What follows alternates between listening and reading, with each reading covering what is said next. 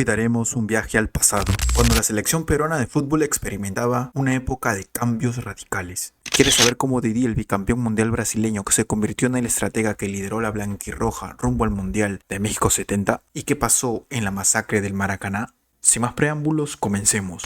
En la primera mitad de 1968, la FIFA decide que Perú compartirá el grupo clasificatorio con Argentina y Bolivia, un grupo donde solo el líder aseguraba su boleto para el Mundial. La historia ya nos había enseñado que Bolivia estaba históricamente bajo nuestros pies, pero Argentina, un rival más complejo, nos presentaba una situación inusual. En ese mismo periodo, los clubes peruanos Universitario y Cristal habían aplazado al Wilstermann y al Always Ready sin piedad, aunque hacía 20 años que no le ganábamos a Bolivia en un partido oficial, mientras Argentina atravesaba una crisis institucional y de identidad futbolística. En Perú comenzaba a surgir un optimismo moderado. La mejoría de los clubes peruanos frente a los argentinos salió a relucir. El 10 de marzo de 1966, Alianza Lima fue a jugar contra Boca en la Bombonera y venció con comodidad y buen juego. Fue la primera vez que un equipo trasandino sucumbía frente a uno incaico en su propio terreno. Luego, el 13 de junio de 1967, Universitario derrotó a River Plate y 48 horas después a Racing.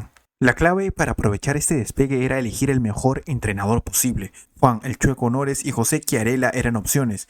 Menos posibilidades tenían Tito Drago y Marcos Calderón, por ese entonces entrenador de Universitario, quien a pesar de ser muy exitoso en el campeonato local, arrastraba dos desastres eliminatorios demasiado frescos en la memoria colectiva. Por eso, aunque Waldir Pereira, Didi, había despertado elogios por su seriedad y efectividad al mando del Cristal, era apenas mencionado por los periodistas y expertos cuando se les preguntaba por los nombres más idóneos para el puesto. Sin embargo, un par de días antes del plazo que la federación había estipulado para elegir al nuevo técnico, el presidente de la Confederación Peruana de Fútbol, Teófilo Salinas, le dio el espaldarazo al brasileño, que a la luz de los hechos pesó en la decisión final. Salinas ponderó a Didi como un profesional exitoso y moderno, agregando que atesoraba un atractivo del que carecían los otros aspirantes: su prestigio como bicampeón mundial. Significaba un gancho para que Perú ganara presencia mediática en el contexto internacional y fuera requerido por las grandes selecciones a la hora de escoger sparrings. Fue así como el jueves 6 de junio de 1968, Germán Podestá, asesor técnico de la Federación Peruana de Fútbol, informó que Didi se pondría el buzo de entrenador de la selección peruana. Se le había comunicado el ofrecimiento por teléfono y este aceptó inmediatamente. Su asistente técnico sería Tito Drago, aunque después de unos meses fue reemplazado por Alejandro El Cholo Heredia. Las primeras declaraciones de Didi en su casa de Miraflores delinearon cómo sería su labor en el equipo. Era partidario de las concentraciones y tenía debilidad por jugadores del Cristal, como Alberto Gallardo, a quien señaló como titular indiscutible de su escuadra desde el saque. Didi se reunió con los entrenadores de los demás clubes para conversar sobre el estado y la actualidad de los profesionales convocables, pero la forma en que asumió el cargo fue gradual. Como Didi seguía siendo técnico del cuadro celeste, el presidente de la federación, comandante Gustavo Escudero, tuvo la elegancia de pedirlo en calidad de préstamo al dueño del club, Ricardo Bentín, para entrenar al preseleccionado y enfrentar dos partidos amistosos ante Brasil en julio. Con los permisos correspondientes, Waldir Pereira puso manos a la obra. Lo primero que hizo fue convocar a 45 jugadores divididos en dos grupos, uno conformado por elementos experimentados como Perico León y Dimas Segarra, otro por muchachos prometedores, entre los que se contaban Teófilo Cubillas, Roberto Chale y Ramón Mifli. El lunes 10 de junio, día en el que se inauguró el nuevo ciclo de la selección, ocurrió un hecho delincuencial. Como se creía que las prácticas iban a realizarse en el Estadio Nacional, miles de seguidores exigieron entrar para observarlas, pero Didi, previsor, ordenó que éstas se hicieran en la cancha del Cristal. Sintiéndose engañada, la turba inició una serie de desmanes. Apedreó las lunas del Coloso, incendió una camioneta y destruyó una buena cantidad de automóviles, además de tomar por asalto las oficinas de la Guardia Civil. Hubo 80 detenidos, quienes fueron obligados a pagar por los cuantiosos daños. Esos dos partidos contra Brasil en el Estadio Nacional los perdimos, ambos de manera dolorosa. El primero se celebró la tarde del 14 de julio y lo ganábamos por 3-1 jugando espléndidamente. Hasta los 75 minutos acabó 3-4. El scratch estaba integrado por semidioses, por así decirlo, como Jairzinho, Gerson y Tostao, quienes con su talento innato y acciones violentas que intimidaron a los peruanos dieron vuelta al marcador a falta de 4 minutos. La derrota fue achacada a las malas decisiones técnicas de Didi y sobre todo a una jornada espantosa de Roberto Chale, quien no solo cometió errores en la marcación, sino que además anotó un autogol que desmoralizó definitivamente a sus compañeros. La prensa fue durísima con el técnico, a quien se le acusó de obsequiar el partido. Peor nos iría en el siguiente compromiso disputado el 17 de julio, donde los brasileños nos ganaron por 4-0, en el que casi nadie se salvó de las críticas. Esta vez el responsable máximo fue el arquero de Alianza, Román Villanueva, quien entre otros horrores se comió el gol de tiro libre de Rivelino, como si fuera un guardameta amateur. No obstante, para los hinchas peruanos el jugador más resistido era Alberto Gallardo, de Cristal, cuya sola mención en los altavoces de comenzar ambos partidos fue pifiada por las 4 tribunas. Los hinchas de Universitario y Alianza creían que le habían regalado el puesto por su buena relación con Didi, y a tal grado llegó la agresividad que la misma esposa de Gallardo salió a decir que su marido estaba pensando en renunciar a la selección por el hostigamiento que estaba sufriendo. El entrenador logró convencerlo de que no abandonara el grupo y explicó a la prensa que el resultado era previsible por el poderío de los adversarios y su experiencia. Llevaban al menos 10 partidos jugando juntos, mientras que nosotros apenas estábamos jugando el segundo partido, con la misma formación. Si por algo dicha goleada pasará a la historia es porque en ella debutó a los 19 años Teófilo Cubillas Arizaga, nacido en Puente Piedra el 8 de marzo de 1949. Reemplazó a Alberto Gallardo a pedido del público en el segundo tiempo.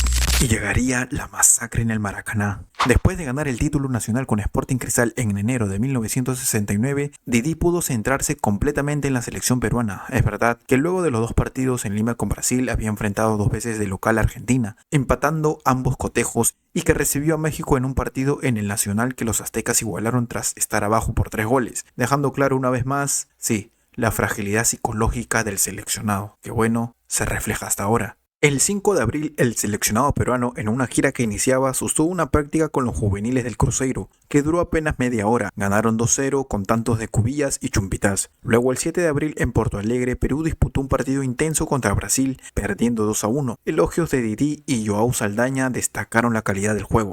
El 9 de abril, cualquier rastro de deportividad se esfumó en una auténtica oda a la violencia.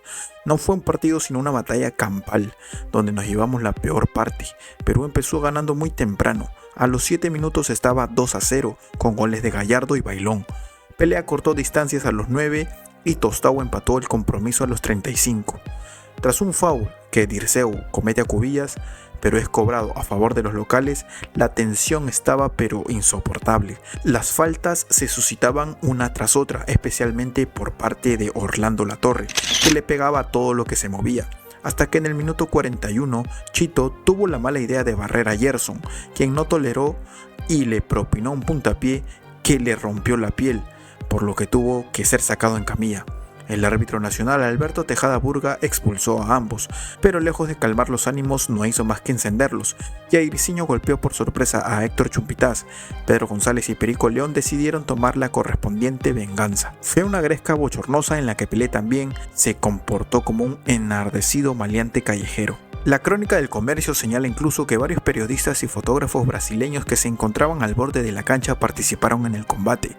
Cuando terminó el primer tiempo, los dirigidos por Didi se negaron a salir a jugar el complemento, aduciendo que no existían garantías para su seguridad.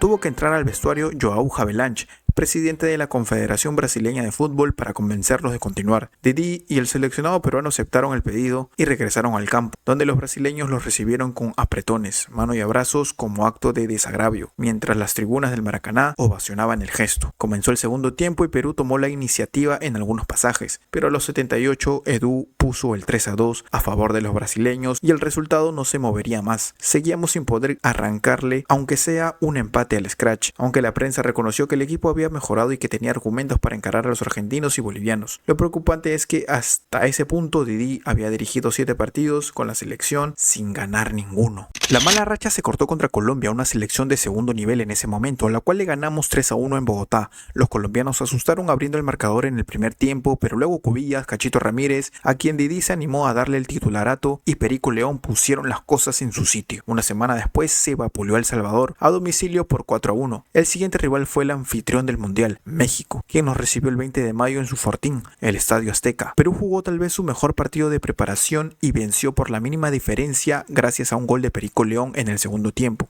La prensa elogió la participación de Roberto Chale, que entró por Enrique Casareto y fabricó la jugada del tanto en elaboración con Cubillas. Por otra parte, Latorre volvió a demostrar sus discrepancias con el juego limpio y a pocos minutos de terminar el encuentro, desbarató a Peña mediante un contundente cabezazo. Los mexicanos 2 días después nos golearon 3-0. ¡Qué vergüenza! y otra vez Chale se convirtió en la figura más llamativa. Apenas terminó el encuentro, el volante de Universitario se acercó al árbitro chileno Carlos Robles, a quien se le acusaba de tender a ser favorable con los rivales de Perú, lo insultó y sin razón aparente le propinó un puñete en la cara. Robles anunció esa misma noche que presentaría su queja ante la FIFA, lo que podía provocar la inhabilitación de Chale para jugar internacionalmente por largo tiempo. Por fortuna, para los intereses peruanos, las sanciones en esos años eran bastante menos estrictas que ahora y todo no pasó más que una amonestación. Pero Chale no aprendió del incidente y más adelante no tendría suerte al momento de ser juzgado por sus actos violentos e irreverencias. Para junio de 1969 la selección ya estaba prácticamente armada. Habíamos participado en unos cuantos amistosos más jugados en Lima, victorias contra Uruguay y Paraguay y un pobre empate contra Colombia.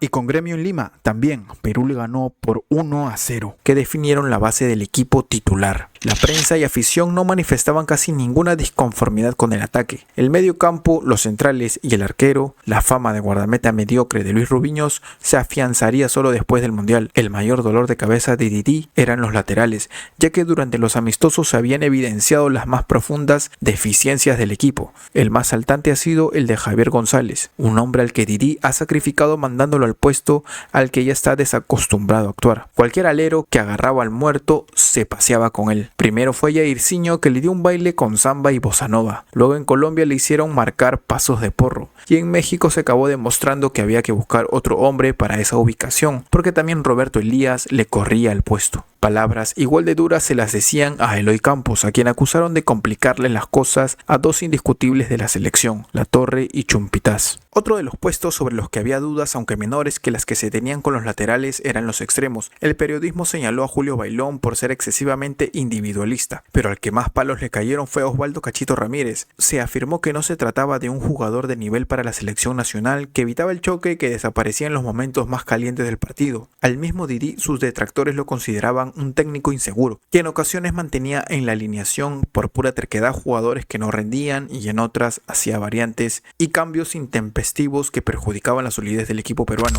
En octubre de 1968 llegó el gobierno del general Juan Velasco Alvarado, como todos ya saben. Uno de los ecos de esas políticas fue que algunos periodistas criticaron abiertamente y con mayor patrioterismo que el acostumbrado el hecho de que un extranjero estuviera a cargo de la selección peruana. Y así llegamos a la eliminatoria para el Mundial de México 70. Pero eso no es todo. Si quieres saber más de esta historia, porque falta aún el inicio de estas eliminatorias rumbo a México 70 contra Argentina y Bolivia, no olvides seguirme, darle like, compartir, comentar, suscribirte y todo eso. Eso no cuesta nada y en verdad me ayudaría muchísimo para poder seguir trayendo este tipo de contenido y más. Así que pido tu apoyo y nos vemos en el otro video. Sí.